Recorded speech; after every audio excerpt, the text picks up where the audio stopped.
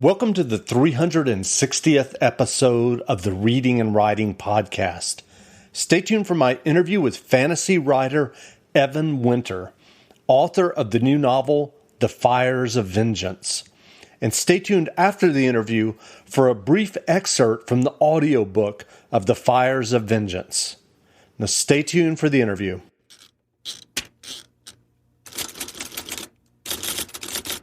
The Reading and Writing Podcast is brought to you by Libro FM. Libro.fm lets you purchase audiobooks directly from your favorite local bookstore. You can pick from more than 185,000 audiobooks, including bestsellers and recommendations from booksellers. You'll get the same audiobooks at the same price as the largest audiobook company out there, but you'll be part of a different story. One that supports your local community and your local bookstore.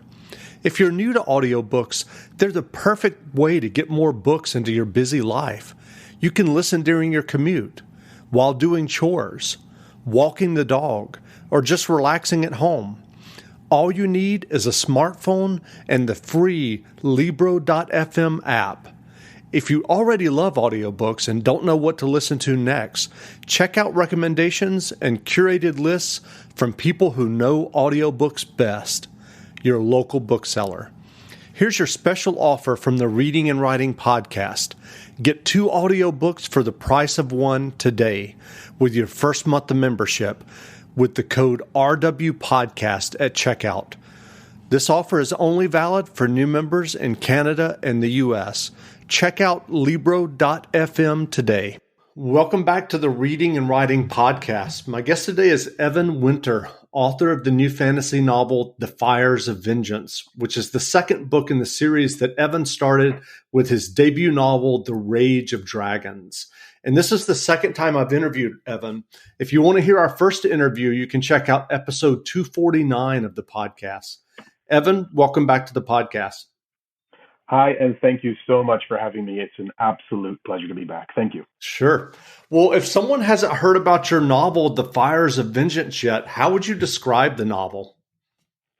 Well, I want to believe very much so that it picks up right after The Rage of Dragons, and that it doesn't just pick up right after The Rage of Dragons, like in sort of the narrative timeline of the story, but it also does that, I think, emotionally and sort of like. I want to believe that book 2 is very much in the same vein as book 1, but that we're really broadening the story out and bringing more to the table based on all that happened in The Rage of Dragons. So yeah, a lot of action, a lot of fighting. Hopefully, some things to think about as you finish the book. That's what I would ideally hope and want for readers to experience anyway. That's great. And just to kind of set the scene, if someone hasn't read Rage of Dragons, I'm trying to remember, I think the tagline was something like Gladiator meets Game of Thrones. Did I get that right, or was I wrong? No, that's exactly it. That is sort of the comparables that are used a lot for the book. I think that another one that might give readers a really good sense of what's happening in the story is if we had almost like a John Wick type scenario, but in Bronze Age Africa with magic.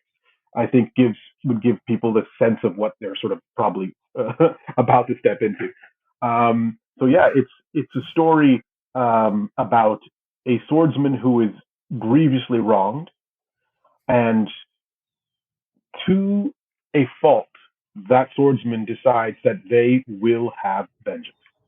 And so everything sort of kicks off from there. And the broader world is sort of a relatively unpleasant place in lots of ways, and there is magic too. And so that's sort of the scene in which this primary narrative takes place. That's great. Well, do you remember the original impetus or idea that led you to write both The Rage of Dragons and now The Fires of Vengeance? I do. It was a couple things, really. The first and foremost, most likely, is my lifelong love of the genre of science fiction and fantasy in particular, and epic fantasy to be most specific.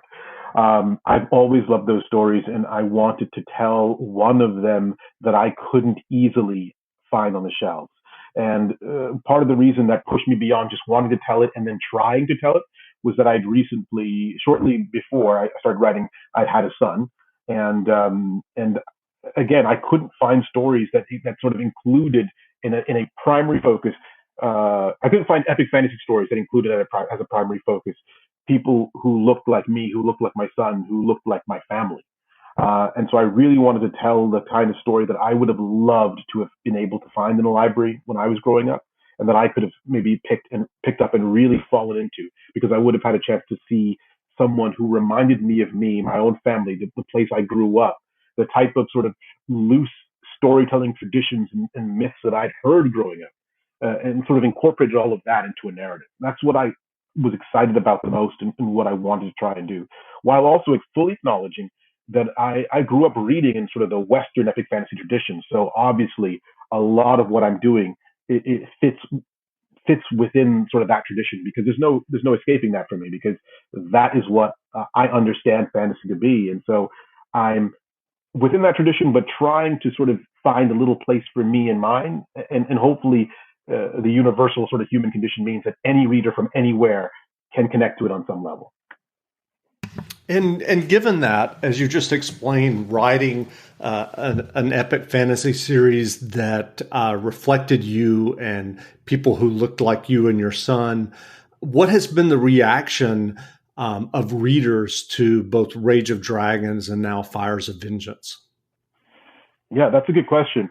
And I think that the possibly one of the most rewarding things is that readers do seem to very much like the book so far, and that's good fortune for me, and it feels very satisfying, because there's also a massive worry whenever you put something that you've sat for a year or longer working on out into the world. There's that huge worry that people might not like it, might not connect with it, or maybe worst of all, that they might be completely apathetic about what you've done and not care either way. But I do feel really fortunate, because people seem to connect strongly with the work so far. And so what does that mean? I think one of the most satisfying parts of that is that the connection is mostly focused on just the human aspect of the story. Yes, it is a story that takes place in a second world Africa. Yes, most of the characters are would be called black if they existed in our world today, but in their world that doesn't quite work the same. So there are these points where, on the surface, you could say, well, maybe these are disconnects for the average Western reader, and they'll have a harder time getting into it. But what has been probably the most amazing part of the whole experience is that none of that seems to matter, because the overarching thing that mattered the most is that it's a story about people, and people are connecting with that. So it's the universality of the human condition seems to be the thing that is working the most, and I can't tell you how appreciative I am to see that happening. That's great. Well, as you mentioned, you grew up reading in the Western fantasy tradition. What were some of those novels and writers that you grew up reading? Robert Jordan for Wheel of Time, and I even went into some of his work. I think it was I can't remember if his pseudonym was Fallon, somebody Fallon, or if that was the name of the series. But I even went into some of those.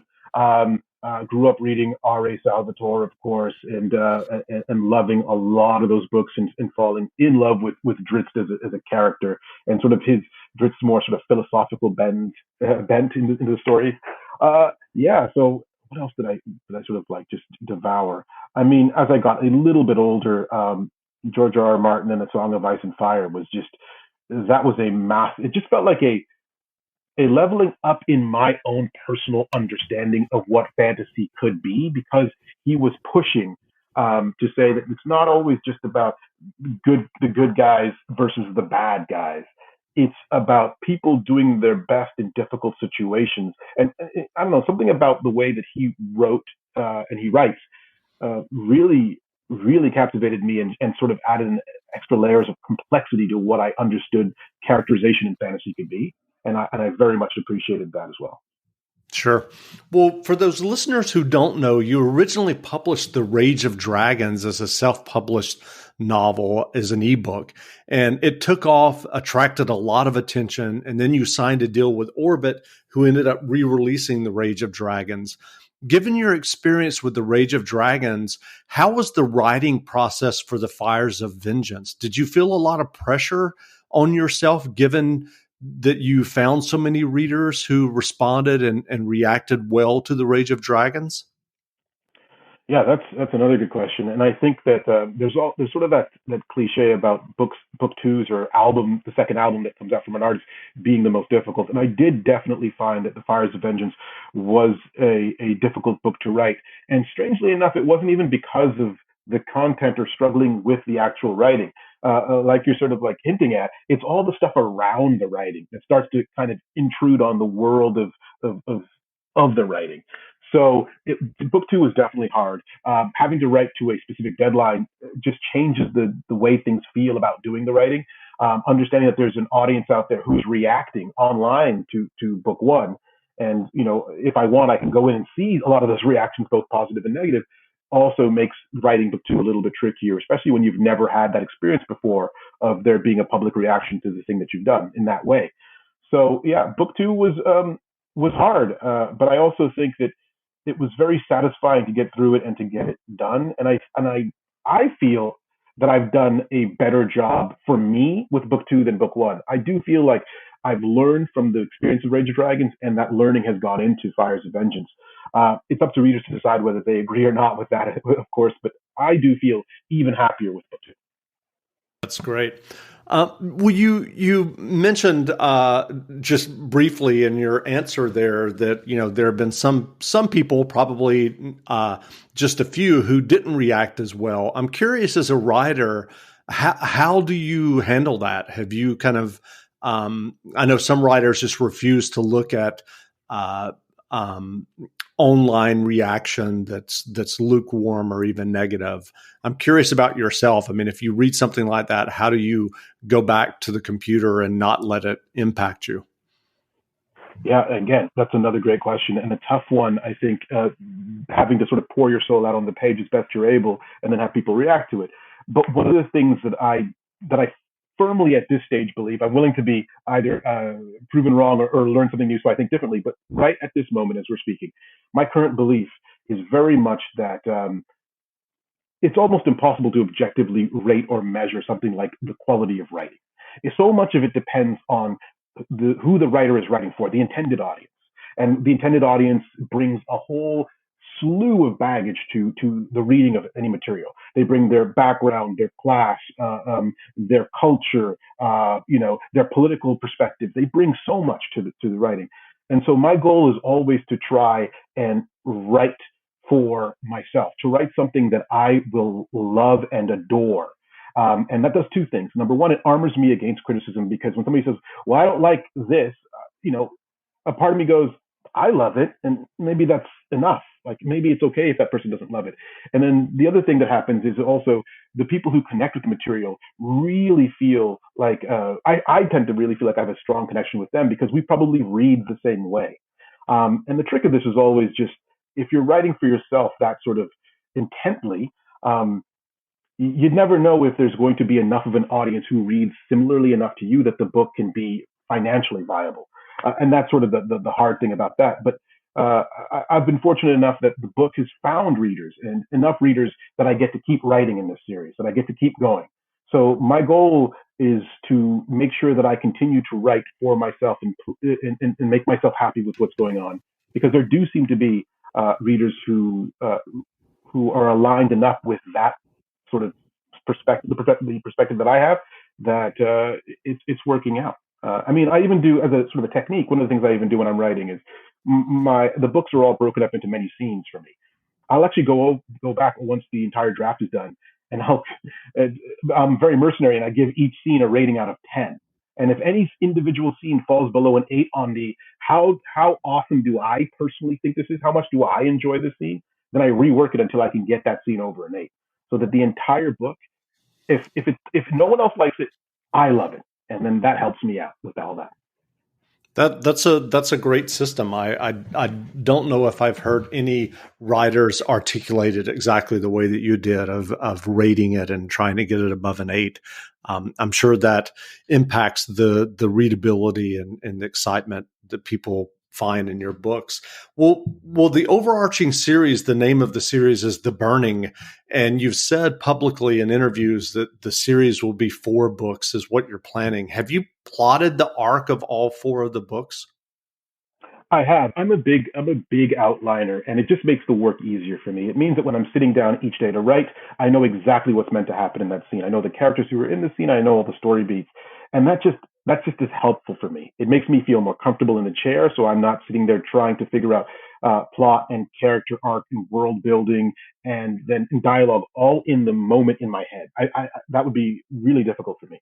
So yeah, I do have all four books loosely plotted out, and then as I get to each new book, I go in and do a super tight outline for that. The outline for books one and two are roughly 100 pages each, and I can tell you because I'm currently working on book three that the outline for book three is around 26,000 words, so just a little over 100 pages for the outline for book three. So it's a lot of outlining and a lot of writing there, but I do think that it makes up for it when I get into the drafting stage and I can move faster. So whether you're a plotter or a planner, from my perspective at least, it's just shifting where you're doing the work. You're either front loading the work or you're probably back loading the work. At least that's how I think of it. Sure. And I'm curious for those who are listening, who are writers and interested in the nuts and bolts of the writing process. Can you go a little bit more into kind of describing what that 26,000 words looks like exactly? Yeah. I personally, for whatever reason, I actually no, I think I do know why I do it. Because I don't know why I do this, but I think I do know why I do the following thing. Um, Everything for me is about making sure that the pieces of writing are broken down into small enough little sections that they all feel very doable. Like to think of I'm going to write a 600-page book uh, is sort of a daunting task if you just sort of think of it that way.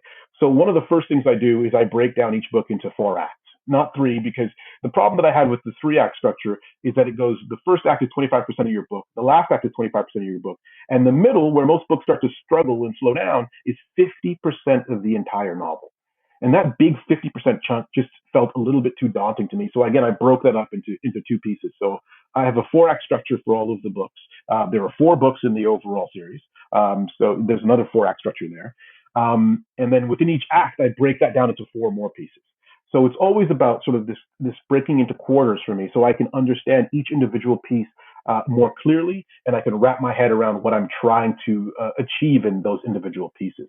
And so it's just a process of breaking down the overall puzzle picture into its individual puzzle pieces, so that I can properly paint each piece, so that the whole puzzle looks the way I want it. Now, if we could just get George R. R. Martin to listen to this interview. Uh Oh no. Uh, we need the winds of winter. Hey, I'll be one of the first people in line for that. We've been Oh, waiting, but I'll be my the first. excitement I'll be is ahead of you. there. Awesome.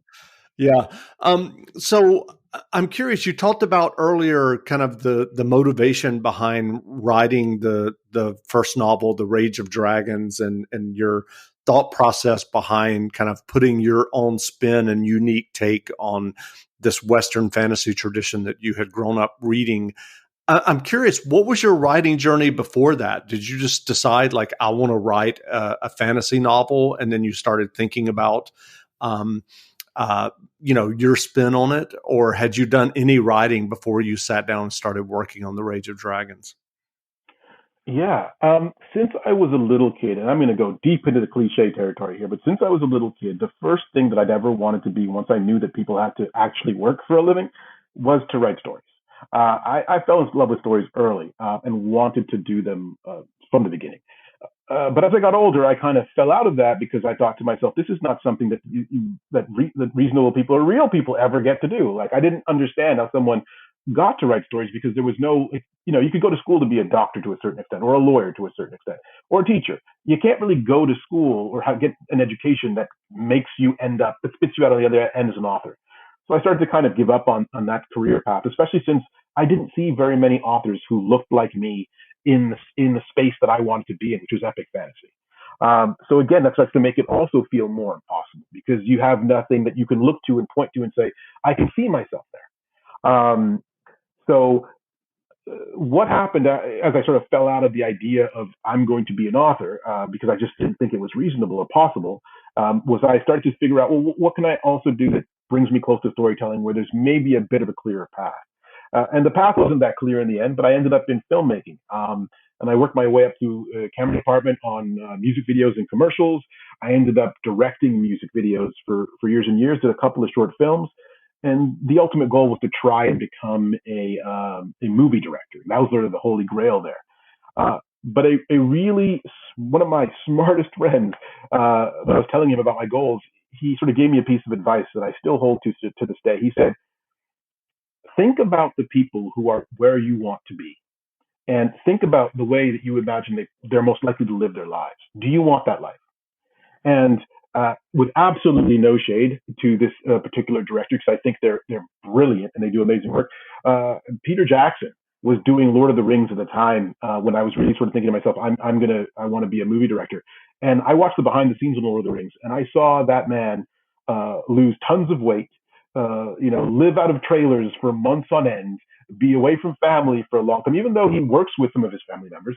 And it just seemed like that's a really, really a grueling lifestyle, and you have to be deeply into wanting to do that. And also, around the same time, I remember hearing about the fact that Steven Spielberg was trying to raise and struggling to raise money for his next film.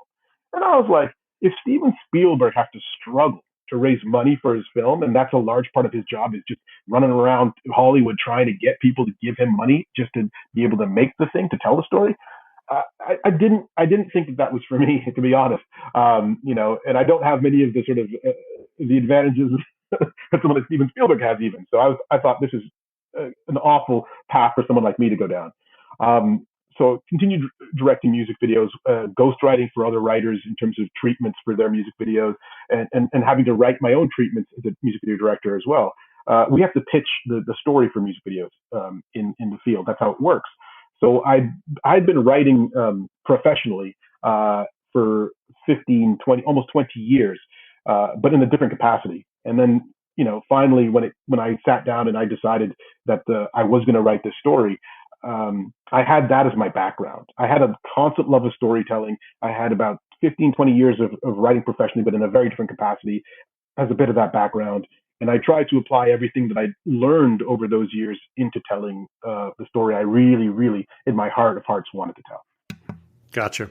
And so in terms of, I have to ask, in terms of music videos, what is kind of your most famous music video that the listeners may have heard about or remember? I did a video for Sean Paul called She Doesn't Mind. I've directed a video for Enrique Iglesias called Ayer. I've directed videos that feature Pusha T and Styles P and DMX. I've worked with Flo Rida as well. So yeah, That's great. I've gotten to go around a little bit, travel to a few different countries, shot in Australia, in England, throughout America and Canada. So yeah. Great. Well, with your experience thus far with your two novels, what writing advice would you offer for those who are working on their own stories or novels? Wow, that's a big one. I think that I'll start by saying this. I've written 2 books and I'm working on my 3rd. So take whatever I'm about to say with a massive grain of salt, because I am too new at this to really know better. But I'm going to try and give the piece of advice that my father gave me that really helped. And he was just sort of saying, the most important thing is that you finish. And he wasn't talking about writing books per se, but he was talking about just doing work. And he was saying the most important thing is that you get to the end, that you get done. And that if you can get the thing done, then the rest can follow from there. But first, you got to get the thing done. And I think he knew exactly who he was talking to and why when he's speaking to me, because I've struggled with that a little bit in the past, just in terms of like really pushing hard to get to that ending. And he told me that years and years ago, and it has definitely stuck. It made a difference in my life. And again, take it with a grain of salt, but maybe it can make a difference in somebody else's who's trying to write. Get to the end, complete the thing, get it done. That's great advice. Well, what novels or nonfiction books have you read recently that you enjoyed? I absolutely think that Cast by Isabel Wilkerson is a work of near genius. I think that it's the type of book that if you can read that from beginning to end and not have your perspective on the world changed at least a little bit, write me, DM me, whatever, because I would be very surprised to hear that that's the case, that somebody can read that from top to back and not feel a little bit differently about the way they view the world. So that's Cast by Isabel Wilkerson. That's a fantastic nonfiction read. Things that I've read that what else have I'm actually in the middle of, this is a bit odd, but I'm in the middle of reading a PhD dissertation on publishing and marketing and sort of resonance in storytelling. And that's been a very interesting sort of short and academic type of read. But I like that kind of stuff because I like when people think about and break down as best again they're able the way the story works, and then the way the story propagates once it's put out into the, for lack of a less mercenary term, into the marketplace. Because we cannot separate the art and the craft from the business aspect of these things, because writers don't get to keep writing if the business part doesn't allow them enough time and financial support to do the writing. So I always find that stuff very, very interesting to read about. That's great. Well, you've mentioned that you're working on the third novel in the Burning series. Is there a release date set for the third book yet? We're looking at 2022, and I don't believe we have an absolutely firm release date because I'm still in the process of getting through the draft. So as we get closer to finalizing the draft, I think that we'll lock in that date a little bit more tightly. But 2022, so next year, is the target for that. Great. And where can people find you online if they want to learn more about you and your novels? The place where I tend to feel the most comfortable and I'm probably the most active in terms of replying or getting to see stuff is Twitter. And on Twitter, I'm just Evan Winter, at Evan Winter on there. Great. Well, again, we've been speaking with Evan Winter, author of the new fantasy novel, The Fires of Vengeance. The novel is on sale now, so go buy a copy. And Evan, thanks for doing this interview. Jeff, thank you very much for having me. Again, an honor to be here and a pleasure. Thank you. Great. Now stay tuned for a brief excerpt from the audiobook of The Fires of Vengeance by Evan Winter, narrated by Prentice Onayemi, available from Hachette Audio, wherever audiobooks are sold. Will he die? The voice woke him, returning him to torture. He knew he was in a hospital bed in Citadel City's Guardian Keep, and that his body had been blasted by dragonfire. But Jabari Onai did not know why the goddess would keep him alive in such misery. He tried to open his eyes, and pain roared across his face in scorching waves. His eyelids had melted and fused together, leaving him to peer out at a world as if from behind a field of long grass. He made to speak, to beg Tao or the Sa priestesses and priests to release him from his anguish, but he couldn't make a sound. His throat was too badly burned to manage it. "I won't tell you he's going to die," Jabari heard a woman's voice say, "but I can't say that he'll live either." The speaker moved toward the foot of his bed, and through the jagged gaps between his burned eyelids, he caught a glimpse of her standing next to Tao. She was a priestess of the Sa medicinal order. "He's only survived this long because he's noble," she said. "Their bodies can withstand more, and they heal faster than us. But the damage that was done to him, it's a miracle he's still breathing." "He's a fighter," Tao said. "He's always been one, and if you can give him any sort of chance, he'll take up the fight and do his best to win it." "We won't give up," she said. Jabari heard a chair being pulled across the floor. It creaked when someone sat in it. "I'm here, Jabari. It's Tao. And I'm here." "He can't hear you," the priestess said. "The pain. We are giving him herbs to help him rest. It's too cruel otherwise." "Will it disturb him if I'm here?" Tao asked. "No," she said. "We should all be so lucky to have someone with us at a time like this." Jabari heard footsteps. The priestess was leaving, and when the sound of her shoes tapping against the floor faded, Tao leaned over him to take his hand. He did it gently, but it didn't matter. Pain exploded from Jabari's burned fingers, and unable to make a sound or resist, he stared through the holes in his eyelids at his friend's scarred and worried face, hoping beyond hope that Tao could see enough of his eyes to recognize the light of consciousness in them. Tao didn't see. He kept hold of Jabari's hand, and desperate for any relief, Jabari sought refuge in his other senses. He caught the scent of leather, bronze, and earth from Tao, and struggled to pull comfort from the familiar, but his agony made room for nothing but itself. I want you to know you did it, Tao said. You're the man you always wanted to be. You don't need the blood of a greater noble to be an Ingonyama, not when you have their spirit, their courage. He could hear Tao choking up, and that hurt too. Jabari, no matter what comes, I'll make certain the Omehi remember you for that. There was silence for a while, and though his mind was slow, sluggish from the herbs, in his head, Jabari was screaming. The burns demanded it. It could have been different, ne? If not for the testing, Tao said, whispering. Feels like 1,000 lifetimes ago. I just wanted to see you succeed, but when has the world ever cared what Elessa wanted? Jabari would never forget that day. Tao had sparred with that spoiled brat, Kagiso, bloodying the fool in front of Guardian Counselor Abasi Odili. He'd been stupid enough to injure the petty noble, and Odili, intent on seeing the lesser repaid for the insult, tasked Kellan Okar to remind Tao of his place.